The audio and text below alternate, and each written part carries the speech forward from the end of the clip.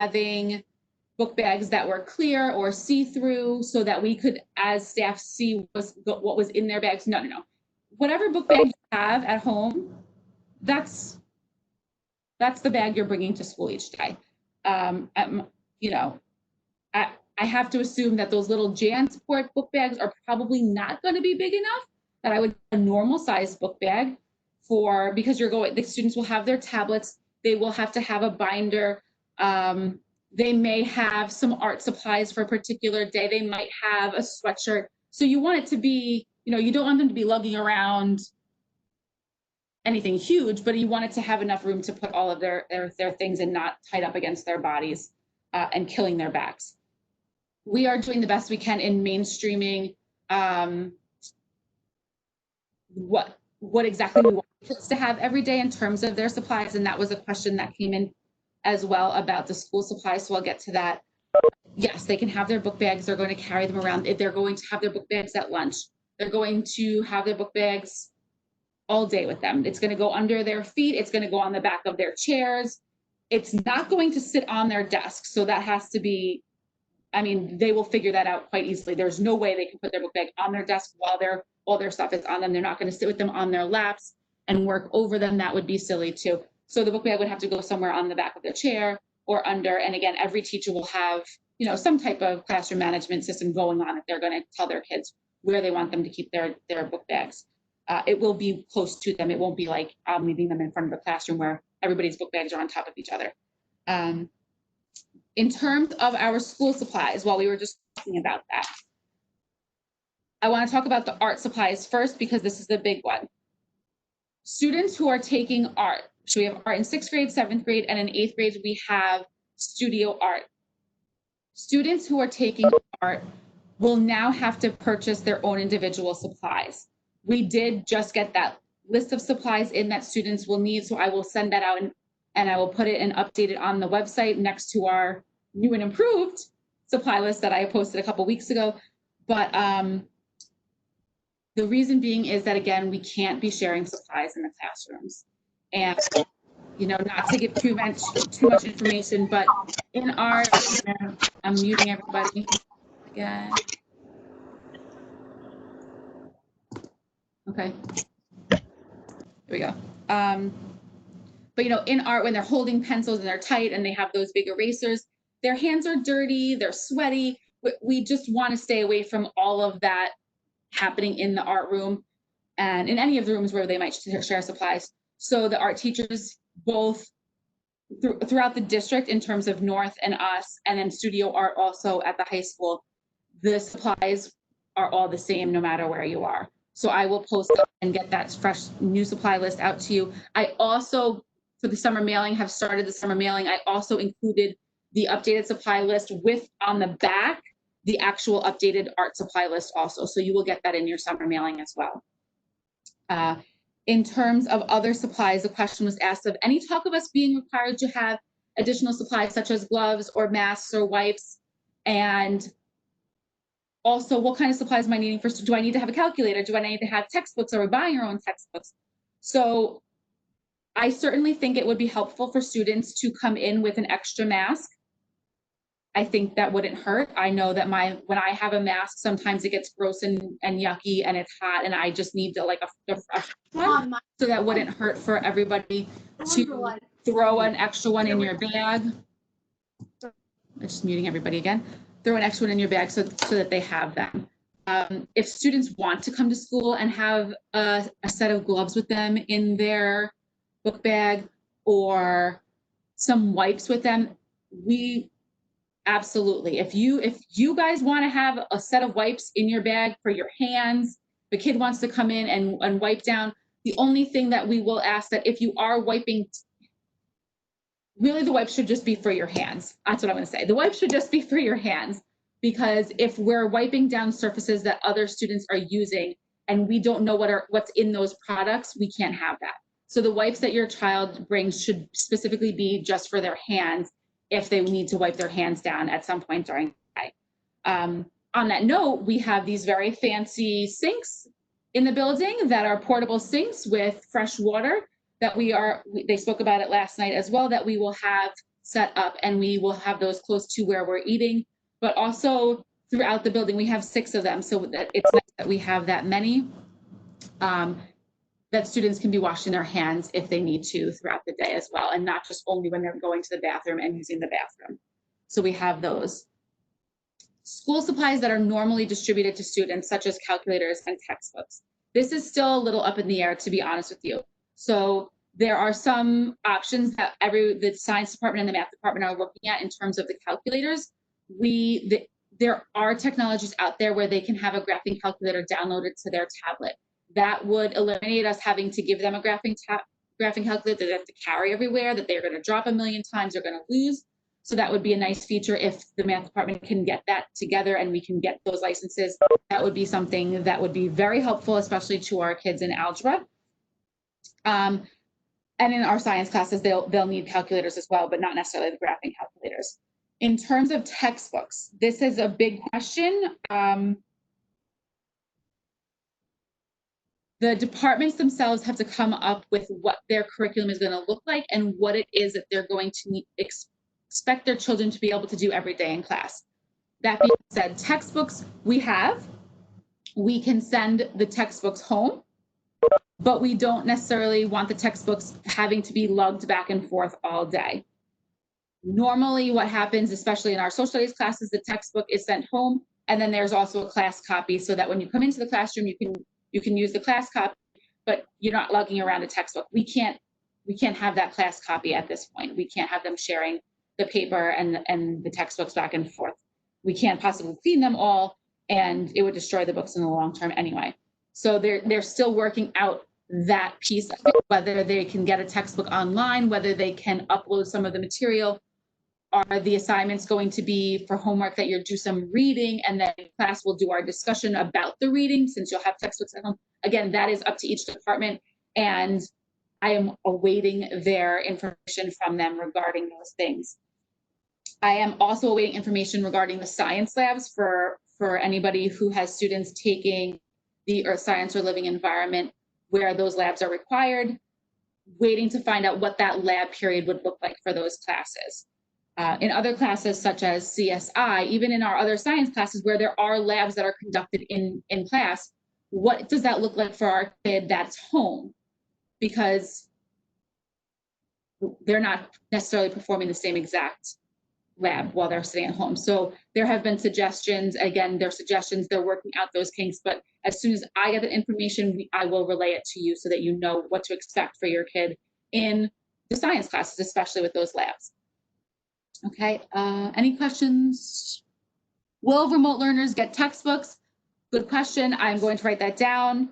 I would assume that if we're going to send textbooks home for our kids, that yes, your remote learners will have to have a textbook also that they can use.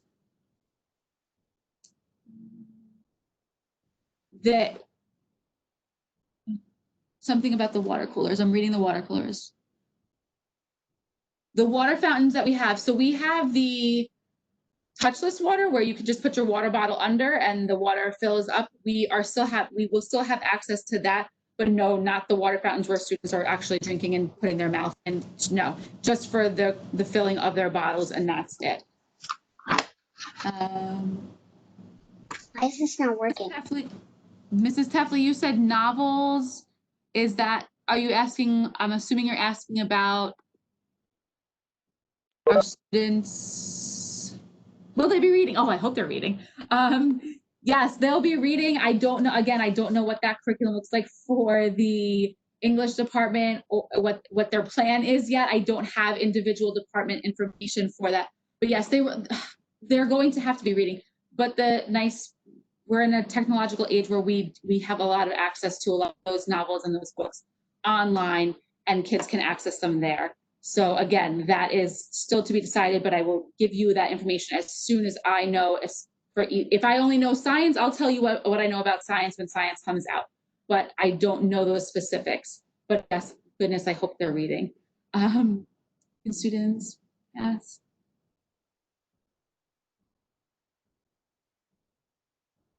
I'm not sure if I understand that question. Oh, can they choose their own lunch locations? Good, that was a question. Right now, I'm going to say yes. We never assign students tables where they have to sit and eat at lunch. That has never been a thing. We have asked them if they pick a spot, they stay in that spot. It's going to be a little bit different this year because you're either eating in the GP room at a desk or you're sitting in the gym at a desk. So that was one of the next categories that originally I had thought we would be able to get everybody into the GP room to eat. That is not the case. After measurements were taken, after we really laid it all out, we kind of missed the mark in both the gym and the GP room. In our terms of our numbers, we're slightly off, so we really can't utilize only one of those spaces for lunch.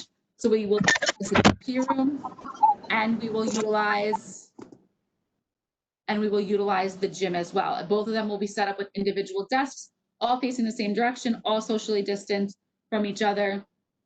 As of right now, no, we are not telling kids where they have to go, but if they're choosing to stay in the GP room for lunch, they have to stay there. You know, and I'm just going to play devil advocate here. If a student says, oh, I'm sitting in the GP room for lunch and my friends are coming in and there are a couple, and all of a sudden all the rest of the desks fill up in the GP room, well, your friends can't sit in the GP room now because there's not enough room. So, you know, I assume all the students will catch on to the fact that they're going to be at least make a plan of where they're going for lunch. Students that are buying lunch, that was a question. Sorry, I'm going to mute everybody. Students that are buying lunch, and yes, we can still buy lunch, and yes, you can still drop off lunch in the bins. Brown bag it is still an option for students if you're purchasing ahead of time. That will also be dropped off in the bin, but that might be something that we see after the first or second week of lunchtime, that we're probably going to have to, the kids that buy lunch will probably have to end up eating in the GP room just for timing wise and for safety. It's easier if we know that they're buying lunch, this is where you're going to be eating today, and have your lunch, you're going to go straight to the GP room and grab a desk. In terms of the dropping off of the lunches, you know, we still have the bin outside. We have Mrs. Jacobs. Please make sure you're muted. It's coming off. We will still have Mrs. Jacobs, who's at the front desk in the afternoons, going out to retrieve them and put them and bring them into the grades when those grades have lunches. I do ask for everyone's cooperation in the fact that there are many times where parents want to pick up their child and take them out for lunch for a special occasion. I am going to ask that we limit that to very few and far between, as rare as possible. That just opens up a kid leaving and coming back, and we don't, it's just, there's a lot of moving pieces there. So we would certainly ask you to keep that in mind, that we would appreciate that if we could keep everybody in the building eating. The lunch periods are only 35 minutes anyway, so there's not that much time for you to be picking up, bringing out, bringing back, and getting to where they need to be in the correct amount of time. Okay, so I do hope that we can all cooperate on that. A question regarding outdoor picnics. I also love that idea of outdoor picnics while the weather is nice. There's two stipulations there that I am foreseeing in my head, just so I can be perfectly clear with you guys and you know what my thought process is. If we have students in the GP room and the gym, and then we're allowing people to go outside, that requires me to have a lot of supervision. We don't have a huge staff in order to provide all of that supervision that we would need. So that may be one of the problems in saying, I can't have anybody outside because I just don't have enough staff to watch everybody. And I hope you understand from a safety point that that would be an issue. The second issue is that we actually do have a lot of PE classes that are scheduled for the same time as our lunch periods. If our PE classes are outside using our outdoor spaces, I can't also then have kids outside eating lunch and utilizing those spaces. We have to keep our PE priority in that sense, that they're already losing their gym. We need to give them as much space outside as possible to do their activities. And then there's some questions about allergies, and this goes back to, you know, sending kids home sick, and this was addressed last night, but I want to just make sure my own daughters are having problems with their seasonal allergies, with the runny noses and their little coughs. So I certainly am feeling this as a priority to make sure we address. The question was, should children with seasonal allergies stay home if they're presenting symptoms? Should they provide a doctor's note stating they have seasonal allergies? So again, I know many of you were listening last night. I'm paraphrasing a little bit by what they said last night. So I just want to make sure everyone is getting these messages. It may not be the exact wording, so please bear with me. But the district physician for Lynbrook is being very, very careful with symptoms that are coming out as allergies versus symptoms that are related to COVID-19. They are similar. If you have allergies and you have a stuffy nose, runny nose, itchy eyes, you might have a fever, you might have a sore throat. All of those things could also potentially be COVID symptoms. So our district physician is at the point treating those as COVID symptoms until a doctor's note is provided stating that that child is suffering from seasonal allergies. A question then was brought up as Dr. Burek was talking, was that they're trying to be flexible with that, knowing that seasonal allergies is something that many people have, whether it's diagnosed or not. So would it be possible, would it be helpful if I, in advance, knowing that my child has seasonal allergies, have my doctor write a note to begin with and saying, you know, my daughter Kaylee suffers from seasonal allergies, and these are symptoms that she sometimes, and have that just in the nurse's office in her file. Yes, that might be helpful. Does it guarantee that it takes Kaylee off the list of kids who have COVID? No, but it could be helpful down the line. That was something that Dr. Burek had talked about for the allergy part. It also, if the student goes home with symptoms that are allergy, but also could technically be COVID, again, in order to come back to the building, we would need a doctor's note stating that that is exactly what it is. It is just seasonal allergies and nothing more. So hopefully everyone is on the same page as that, and you can understand where we're coming from there. If a child with seasonal allergies opts for the hybrid option, will they be required to switch to all remote if they stay home for a few extra days because of their symptoms or allergies? And the answer is no. If you're home with allergy symptoms, you're most likely able to function enough to participate in the remote learning that's going on every day. And when you feel better, and when you have a doctor's note stating that you can come back, that you are just having seasonal allergies, then we will welcome you back with a doctor's note. And there's no need that you would have to actually say, I have to stay home now for forever. That's not the case. Also, I shouldn't have said forever, because tomorrow is your deadline to decide if you're going to stay fully remote or if you're going to take part in our hybrid learning. I know many of you have already responded, and many of you are ready to kick your children out of your house and get them out of your hair. So they're all coming back to us. But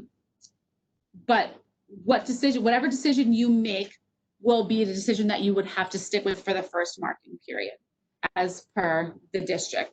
So the first marking period, I should have written down the date, it ends about the end of October, beginning of November. So that is approximately how long you would have to either have your child home with you for longer, or say, okay, now we can switch. Now I'm okay, they can come back to school, or I'm going to keep them home now. Okay, so just reminding you all of that tomorrow is the deadline. There's a lot that have been ended in already.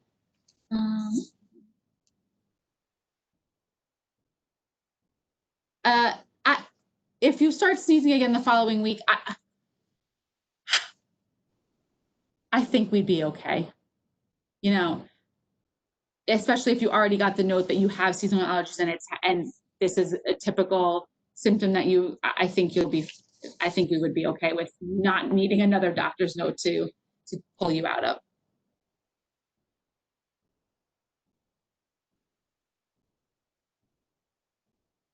The high school principal said that you can begin hybrid and switch to remote, but can't do the reverse. Is that not the case? Okay, so That was my interpretation as well. However, I think it's not necessarily very clear, and I think we need to clear that up. That's all I'll say. I will clear that up and I will send out that information. My interpretation was the same as the high school principal, but I have heard other interpretations of it. So I don't want to give you wrong information on that, to be honest. So yes, after the first marking period, if you choose to stay home, you are home the whole entire first marking period. I will clarify for you and I will get you a better answer on the hybrid and what that switch would look like for you. I will do that for you and send that out to everyone. But as of right now, those are all the questions that I had, and it's 6:27, and I know we started much later than at 5 o'clock. So if there are other questions that I didn't get to, I don't want you all to see me staring and reading through this. I'm trying to make sure that you are all getting your answers. We all want to know about orientation. Oh, orientation. Oh, I do it. I have it written down. I didn't do it. Orientation is going to, unfortunately, remote right now. We tried to finagle a way to get even small groups of students in, even without parents, to see the building and tour it. But the ultimate decision was that everyone is doing a virtual orientation. I promise you that I am trying my very hardest to make my video of the school as fun, as interesting, and exciting as possible. I have a friend who's very good at doing videos and making them interesting. So she's helping me out with putting together the pieces. But the video for the orientation, it will go out to everyone because we have 7th and 8th graders who are coming into our building for the first time as well, who have never seen it. So it really will not necessarily be a video that only the 6th graders are going to get. So the video will ultimately be, the walkthrough of the building. I'm hoping to get most of the 6th grade teachers in their classrooms, and part of the video that opening the door and saying, "Hi, I'm Mrs. Wider. I'm your science teacher, and here's our classroom." But we will definitely be in the video, be able to show the students what the classrooms look like, what they will look like with the separating of desks, with the trifolds. Some of the classrooms have already been set up. Some of them are in the process. So we can't do all of that videoing and recording until the rooms are set up, that especially for the teachers who will be part of the video. We will have additional pieces to the orientation. We'll have our guidance counselors on the video talking to our 6th graders and introducing themselves. We'll have our social worker and our school psychologist. And as much as the staff as we can, we'll have the whole building on the video, the GP room, the gym, a little bit of outside. I'll show them the walkthrough, that this is the door that you'll be entering every day to come into the building. Here's our up stairway, and we'll walk the building. So I really will try to make it as informational and visually appealing to them as possible, just because I know that coming from 5th grade to 6th grade, that's a huge difference. It's a bigger building. It just looks so different for them. And there's lots of anxiety. We haven't been in any school building. And I know it's disappointing, and I'm sorry. We haven't been in a building in 7 months. That's a huge shock it's going to be a huge shock for the teachers and the students alike. So I'm going to do my best to make it as exciting as possible. We will have other features of the orientation as well. Normally we have 8th graders that come and help us during orientation. Those 8th graders are part of our program called Link, that we link them up with a 6th grade buddy.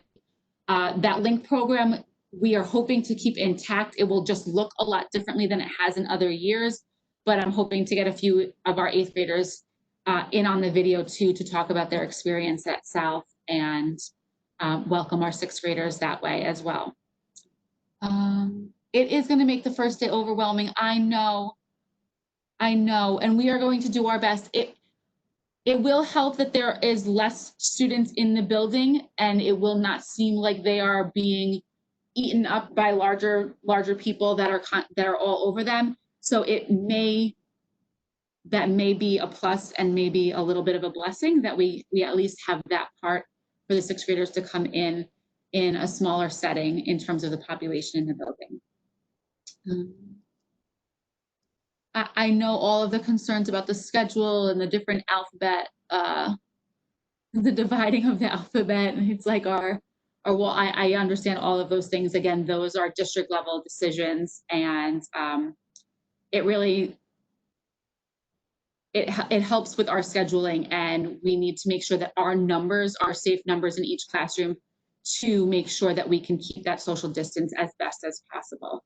And there actually was a question regarding class sizes. The class sizes are, for the most part, all very similar, especially since we were able to divide the classes between A and L and M through Z. So the majority of classes have an equal number on either side. And that's really what we need, because we need to know if I need 16 desks in this class on Monday, I can't need 23 desks on Tuesday. I just don't have the space for that. So we worked very hard on the schedule in terms of the numbers to make sure that we had almost even numbers on the A to L and M to Z days so that we can space out those desks appropriately. I will revisit the drop-off procedure. Sure, give me 1 second. I'm just trying to read through everybody. I understand the small groups and why that seems like we can't do it. Again, that was a district level decision that the buildings will all be doing virtual. We threw around the ideas. Again, it came to, do we have enough people to have all those different small groups in on different days? Because if we have, we would want to make sure the building is clean for every group that comes in. So again, it came down to all of those different logistics.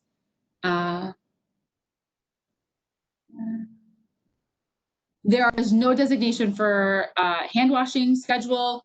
The students will be asked to wash their hands before and after they eat their lunches, which is, we will have the majority of our sinks, our portable sinks, down in close to the GP room and the gym where the students will be eating their lunches.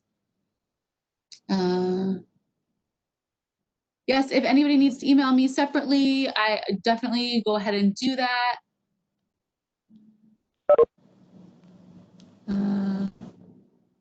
I'm trying to follow the temperature check. I think I missed the beginning of it up at the top, but the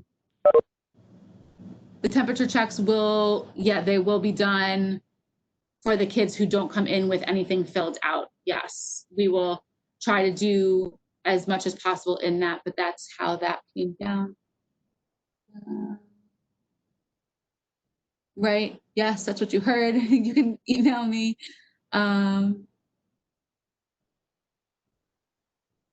Okay, I'll revisit the drop-off procedure because that one came in through before.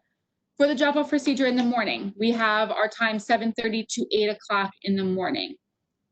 They have from 8 to 8:05 to get to their class, their first period class. So if they're here at 7:30, they'll come into the room, we'll do their check-in procedure, make sure that they've either filled out their form, that they're ready to go. If they haven't, we'll do our temperature check and our form that way with them. And we will hold them in one of the classrooms until it's time to dismiss them at 8 o'clock, where they can make their way to their first period class. During that holding time in the morning, they have the opportunity to read, to be on their tablets, to do some extra work if they want, but they will be sitting at the desks. They will be sitting socially distanced from each other with the trifolds in front of them for that time period. What does music, I thought we got, okay. Music is definitely an interesting piece. So for music and band, the regulation is not 6 feet. The regulation is 12 feet. So that changes a little bit of things for us in terms of that. Music will be all considered, music, band, and orchestra will all are going to be considered lessons. So I actually had to get clarification on this as well today, because I wanted to know, well, what the heck is happening to the kids who have chorus in their schedule? Is that just a big hole? What are they doing that period? And essentially, we knew that we were going to have some regulations for the chorus. So we were able to make our chorus class sizes much smaller than they normally were, which is very helpful to us. So we are lucky here at South. I cannot speak for every building, that we have a very large chorus room, a very large band room.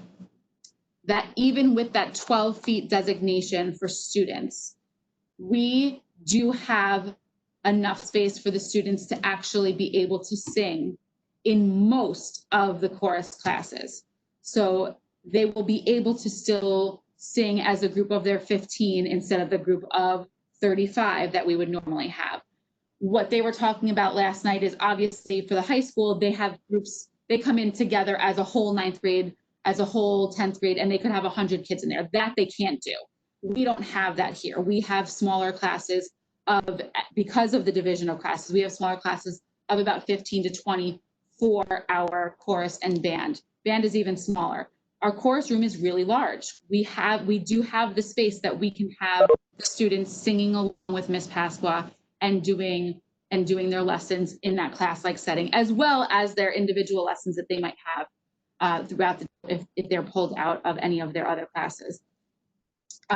If for any reason there is a class where all of a sudden we have one too many kids and we can't do that, and there may come a time that at some point we have a new admit to the building and that changes our class size number. Now we can't do what we normally did, then yes, those music, those band, those orchestra classes would be utilized as a normal lesson period where they might do a study on a piece of work. They might listen to a musical clip or a song and analyze the lyrics, or listen to a recording of someone playing an instrument and critique the way they held their instrument, or how they played certain pieces. I'm not a music person, so I'm using incorrect words, I'm sorry. But it may come to that as well. But they will definitely also have their individual small group lessons, which are usually about 8 to 10 kids, and that will definitely allow them to get all of those pieces in as well. So just to clarify that. Yes, basically we're spreading out all over the room. The room is huge. And they're very huge, high ceilings also. Good question. What will the education look like as if you, talking about if we had to close for the 24, 48 hour mark, that I can't give you a good answer on. Again, will give you an assumption that it will all be remote and teachers will have to be able to do that remotely from their homes. Again, that is a logistical thing to make sure that teachers have all the materials they need at home too. So that is probably most likely going to have to be revisited on a larger scale for the district in terms of what that's going to look for from that perspective. But I'm going to actually write that one down too. That's a good question. Lunch again, confusion about lunch. Just clarify the confusion for me so I know. In terms of where they're going to the GP room or they're going to the gym. If they need to buy lunch, we will have them still be able to enter the cafeteria to buy lunch and either eat in the GP room, in desks that are lined up, or in the gym, which is also going to be individual desks. There will be no long, large tables like we used to have where we had 10 to a side, 8 to a side. We have nothing like that. Everything is being removed out of the GP room. Any classrooms that had tables where students sat at tables, those tables are also being removed and being replaced with individual desks, just so everyone can. I know lunch does seem lonely. I know. Everything about everything that we have to implement and it's not just us, it's every school district. Everything about it seems very lonely to me. I'm a mom too. I have littles who are my oldest is going into kindergarten. I feel terribly that she's not going to experience all of those fun centers and activities that all of your kids got a couple of years ago. It's a completely different experience. I agree with you. We are working to do the best to make sure that they can come in and at least have some semblance of normalcy and socialization as safe as possible. Can I ask a question? It's Mary. Yeah, go for it. Hi. Can you go over the actual drop-off procedure where the kids are going to be going in? If the parents need to stay in the car and wait for them to get checked in, or they're just showing the phones? Are we getting phone calls of our kids? What's going to happen? Okay. So the parents who are dropping off their kids, you obviously would know if you filled out the form or not and got the green check. So you can drop off and go. If you're a parent who didn't have time to fill it out and you're there, my suggestion to you is to hold on and wait for a few minutes until you I'll let you know. I would say I would let the kids come out and just give you a thumbs up, like, I'm good, they're letting me stay today.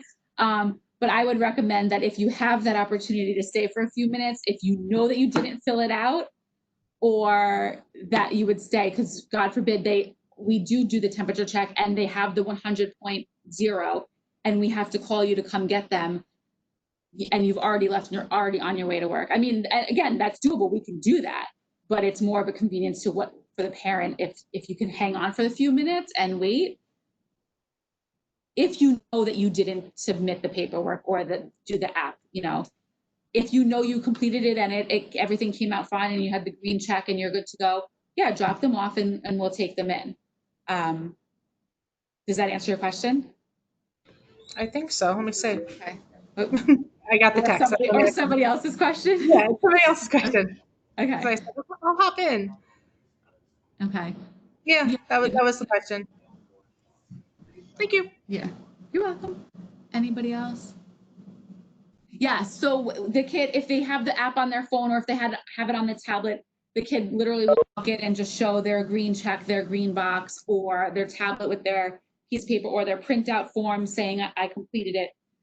They just flash it in front and move on and walk into one of the holding rooms if they're coming in at 7:30, 7:45. If they have none of those pieces with them, then we will perform the check and make sure that they're safe to come into the building. And the nurse will be the one performing that check for us in the morning.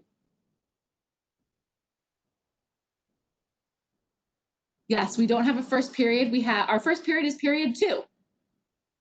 Traditionally, I don't know why South has that, but that's the way South's schedule is set up. We start at period 2 and we end at 10. We have 9 periods, but they're 2 to 10. If they haven't gotten a phone or the tablet yet, then what? Then there is the option to be able to print it if you're going to be able to print it at 7:30 in the morning. But again, like I said, there is also part of these apps, and again, it's in the process, it's still working. The admin is still looking into these. There is the possibility that once parents have filled out the form and submitted it, we can, at a building level, then print out a list of students who did not fill it out. So it may essentially take away the fact that you have to hold up your phone. Again, I'm just giving you as much information as possible. It depends on what the district actually purchases in terms of an app. But if I have that list of kids and I know Luca, you're coming to me, but your name is right here saying that you didn't fill this in. I'm going to take you and I'm going to do the screening with you. That would also make it easier for everyone because we'll have a list of kids that we know we have to check.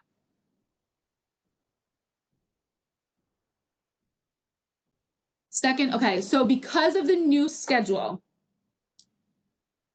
every class period is 35 minutes. I thought I had a copy of it. Hold on a second. I'm going to pull it up so I can read it to you. 35 minutes of learning with 10-minute in between time. So give me 1 sec. I'm going to pull it up on my computer since I'm right here, just so I can read it to you all so you have it in front of you. If you're tired and you don't want to listen to me anymore, I get it. I won't feel offended if anybody's starting to log out. It is being recorded.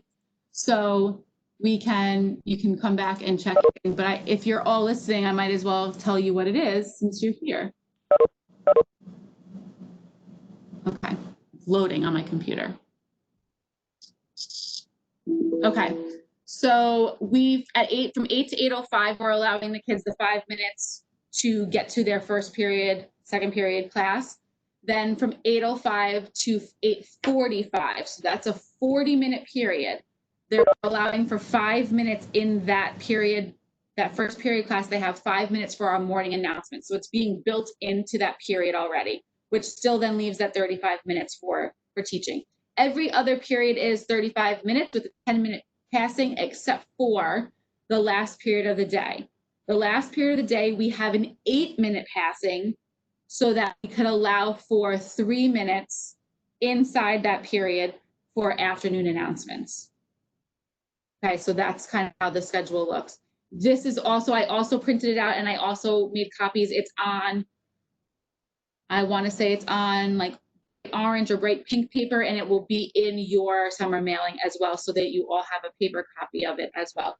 Also, thinking I'm a paper person and I like my calendars on my refrigerator for my kids, you can all see this is also included in your summer mailing. I will also post it on the website, but it's a simple calendar of September, breaking down each day with our new cycle. Since we're not doing 1, 2, 3, 4, we're doing day 1, day 2, day 2. I broke it down for each day. So September 8th is day 1. And I also indicated what side of the alphabet is supposed to be in on that particular day. So I'm going to try to zoom in so you guys can at least see a little bit of what it looks like, just so you all have it. It's big enough that you can write little notes in and put on your refrigerator or on your desk, or let your kids have a paper copy of it. But this is coming home also. It's something I find helpful for myself, so I figured I'd share it with all of you as well. And anything else?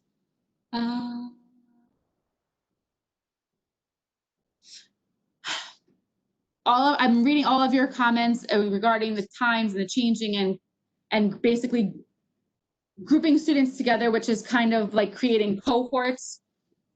That was talked about, but that it would mean a whole entire different schedule for the building. And there was just not enough time this year to do that. I have worked in buildings where they do that. There's advantages and disadvantages to both sides. If you're in the same class with the same kids for 3 periods in a row, you're not getting much of a variety of different personalities. So there's positives and negatives there. But yes, we talked about it. It just wasn't something that we could do in the short time frame that we had to come up with new schedules.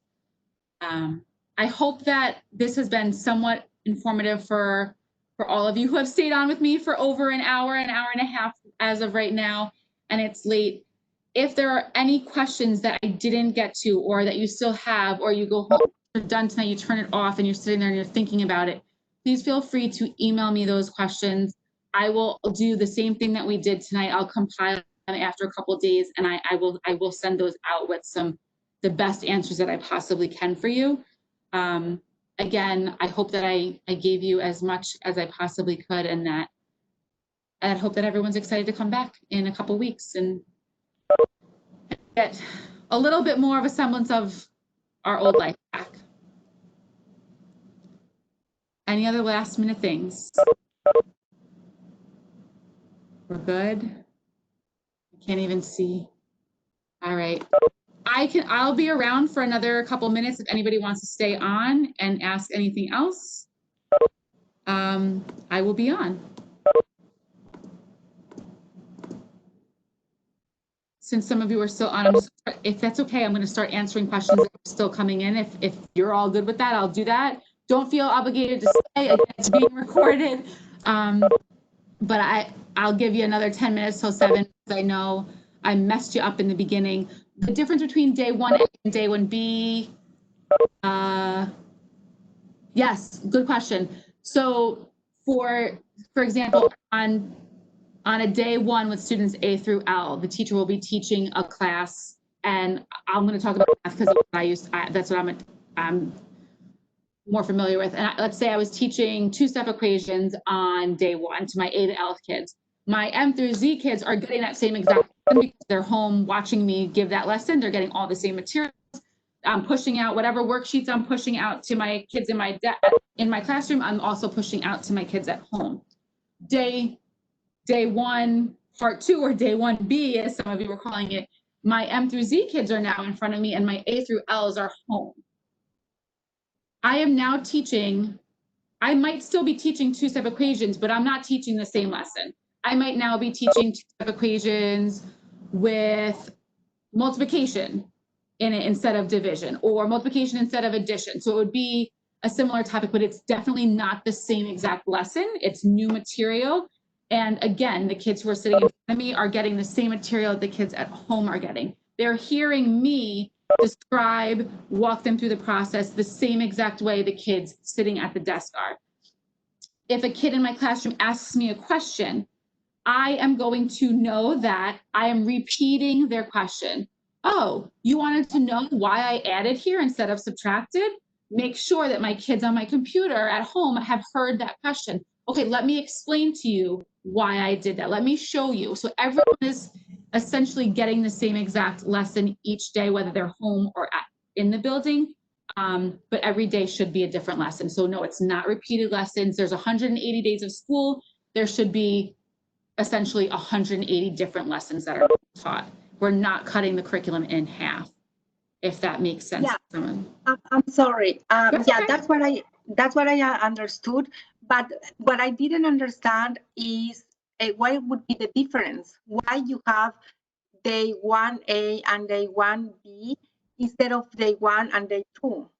Okay, so why are we doubling up on day ones and why are we doubling up? Okay, so good question. And is your child are you coming in as a sixth grader? Is your child? Yes. Okay. So, Yeah, that's why I'm lost. Okay, that's okay. So it actually will make a big difference for our sixth graders and eighth graders the most, because those two grades have blocked periods, which means that every other day for your sixth grader, for example, they're going to have 2 periods in a row of math.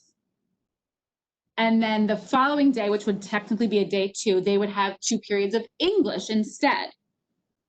But if we continued and we did day 1, day 2, day 3, and we didn't double up, the same kids would be getting the double period in school every time, and the same kids would get the single period in school every time. So there would be there wouldn't be an equal amount of learning in school.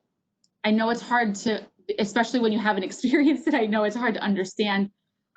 So we had to double up so that, for example, so you're an L or an M? Which one are an M?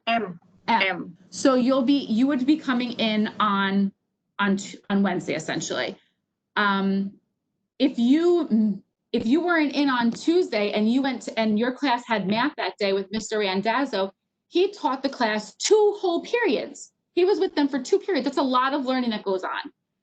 If we then go the next day and your child comes in and he only gets 1 period now, yes, he got the 2 periods virtually at home, but he's not getting those 2 periods in class, in person, with that different type. It will be a different type, because it's a different type of relationship when you can see them in person versus virtual. So in order to make sure that everybody got those double periods in person and at home, they doubled up 1, 1, and then 2, 2.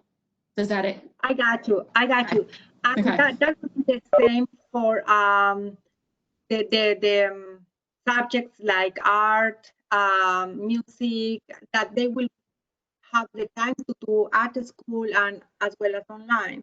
Correct. Probably. Correct. Yes, exactly. Yes, because those Okay. are other day classes also. And if we didn't double up, then you would have the same kids taking art at home every day that never get to take art in the building. So exactly, correct. Mm-hmm. I got you. Okay, thank you so much. Thank you very You're much. welcome. Appreciate You're it. welcome. Yes, of course.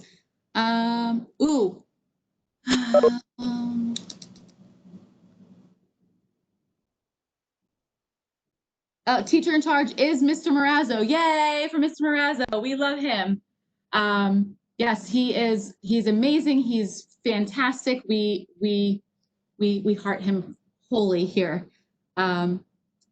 He would not be filling in for me. For those of you who don't know, I'm gonna show you. I'll give you there's a baby in there. So yes, he will not be taking my place. He would still stay the teacher in charge. I cannot give you any details about what that maternity leave will look like or who will be here, because everything changes every day. But yes, I will be out for a little while with a new baby, but I will be here as much as I possibly can, and hopefully this guy stays in here long enough to get school year started, and we'll be good. We'll be good.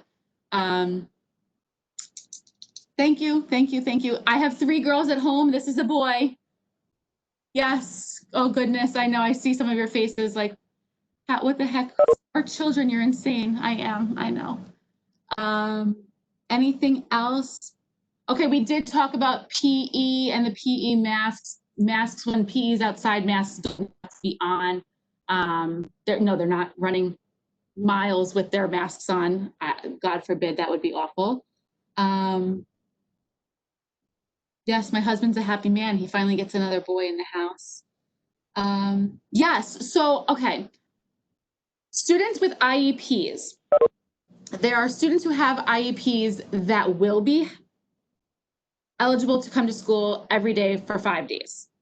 There are students that have IEPs or 504s that are not eligible for in-school learning every day for 5 days. And the difference is in their type of program that the IEP is mandating. For those of you not familiar with this and this doesn't apply to, you're still going to hear me talk about it because there are plenty of people who it does apply to. Students who are eligible to stay for the 5 days have a program that gives them small classes. And I'm not going to go into like the nitty gritty of it, but they're in small classes, they're in smaller section classes, they are in different special education programs. Those students, and only those students who are in small classes, are those 5 days. I have asked to make sure that parents of those students are made aware that they have that ability and that they have that option. I do not know if that went out to all the parents yet, or again, if you have a question and you're not sure if your kid, if you have an IEP and you're not sure, please email me. I can tell you that. But it should have come from the special ed department. I don't know if they have a protocol in place in order to talk to each family, and I would assume that they would like to speak to each family individually, and that's why some people may know and some people may not know yet.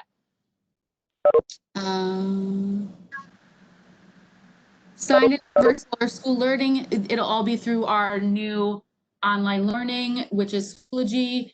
The students will get all the information. If they get their tablets before school starts, we can get them the information prior. If not, then their individual teachers will spend a lot of time working with the kids in the first few weeks, making sure they're acquainted with the programs and how to use them and how to send messages, and just, spending a lot of time with them, making sure they're comfortable before the nitty gritty of the academics get into the swing. They will be given their logins. Again, I don't know the details of that. That's all going to come from the tech department in terms of their login for their new. From my understanding, they actually will be preloaded in, so they don't need a username and a password and all this stuff that they're going to have to remember. So they literally are going to be already programmed in. That's my understanding.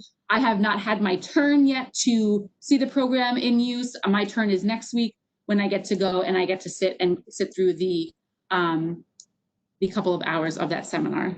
Okay, bye, Mrs. Benedict. Thank you.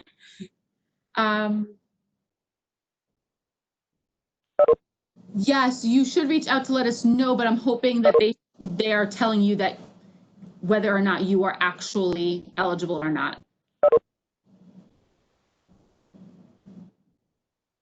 Technology, it's going to be different this year because technology class, they can learn about it, but they actually can't use any of the computers in our computer lab because we can't have any shared computers or materials like that, unfortunately. So it will all come when the students get their tablets. And they are working very hard to make sure that every student gets what they need as quickly and as soon as possible. If we can get them their stuff prior to the first, we will send out a schedule and we will arrange that, and every building will try to do the same thing. You're welcome.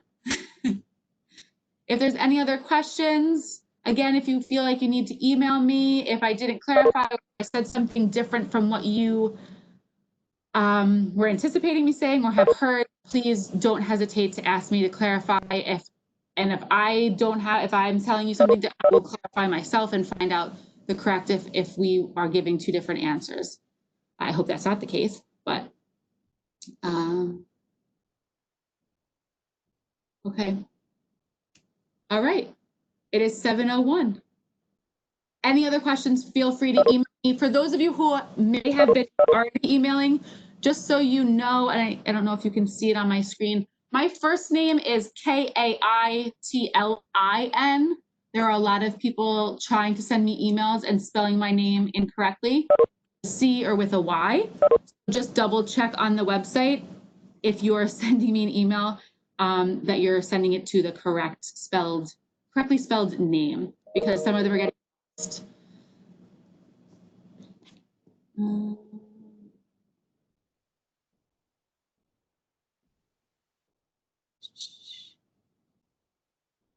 Correct. I don't know the cutoff for this year for Mr. Buckley or Mrs. Arena, but it's usually the same as the cutoff that we have for our division of our schedule. It depends on the numbers of the kids in each grade, but usually it's like A to L is Mr. Buckley and M through Z is Arena. So if you're the end of the alphabet, you definitely have Mrs. Arena. If you're at the beginning of the alphabet, you have Mr. Buckley as your guidance counselors. Mr. Buckley is currently on vacation, so if you have been emailing him, he hasn't responded, he's not ignoring you, he's away. And I know Mrs. Arena is trying to check in with her email every so often to make sure she gets to all of you as well. My email, you know what? I'm just going to type it. That's easy enough, right? To everyone, yeah. Okay, I'm going to put my email in for you so that you can all see it. Let's make sure I spell it. Okay, there you go. There you go. That's the correct spelling of my first name, so that when you send it, it goes to the right person.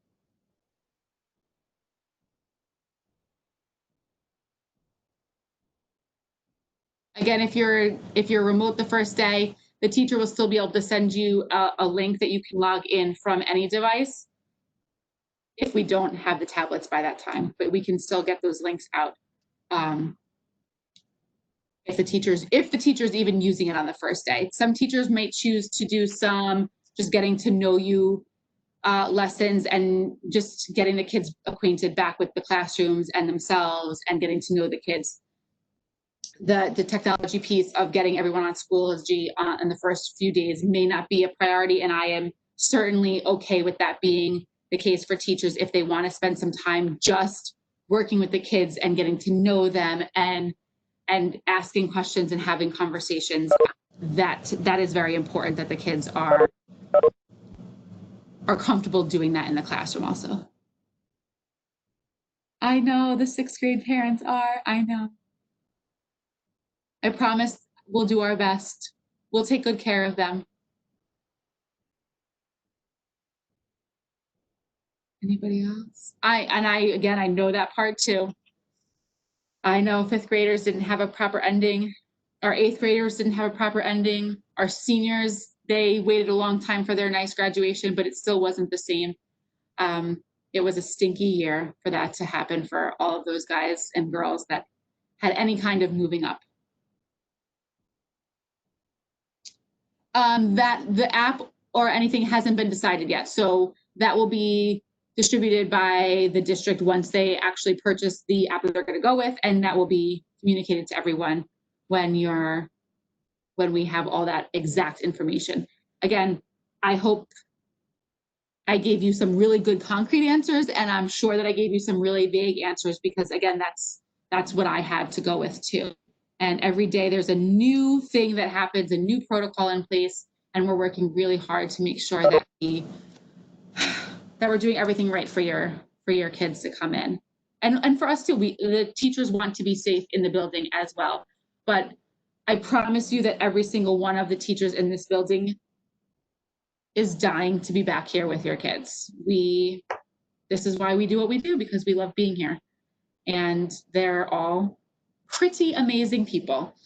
So I would trust them with my girls anytime. All right, everyone. I hope you have a good evening. I hope you all get to sit back and relax for an hour or two. Hopefully it's quiet in your house. I already told my husband that I'm not coming home until everybody's sleeping, so he should text me when they're all in bed, and then I'll come home. Maybe I'll just drive around for a little while in my quiet car. But I hope you all have a good evening, and I look forward to, at some point, being able to meet you all in person. I look forward to seeing your kids. And, you know, again, my email is there. Please feel free, shoot me a message, shoot me questions, whatever that comes up in your brains, throw it out there for me. I'll do my best to give you a good answer. Tomorrow, yes, tomorrow is the deadline for, you can, thanks, Mrs. Flowers. You can send in your, if you go to the school district website, you can see there's a link that you can click, and then you can fill out your form to determine, to let them know if you're choosing remote or hybrid. So you go to the, I'll bring it up. Actually, let me just bring it up for you while I'm here. And tell you exactly where to go. Sorry. I want to give you the exact link. For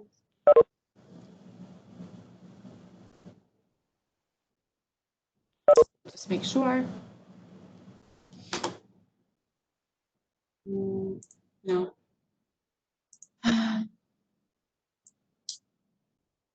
That's weird. Hold on.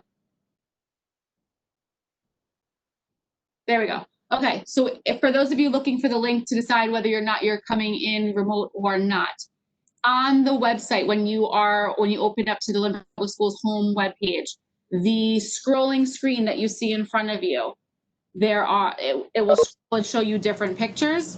If you continue to press those arrows, you're going to come to this page that says an important message. And then right after that should be the second one, which is, so right after the important message, there's a reopening questionnaire. And I'm sorry, this is not the best way for me to do this. It's the reopening questionnaire. If you click on the read more, the link will come up for you to conduct the survey in English or in Spanish, and you can click it there, and then you'll fill out the information in that. Either way. And it's just asking you about what school your child goes to, and then it will keep asking you other questions. At some point, it does also ask you for your child's first and last name. Obviously, that is so that we can, at a building level, can then see which students have chosen which option for a couple of next year in a few weeks.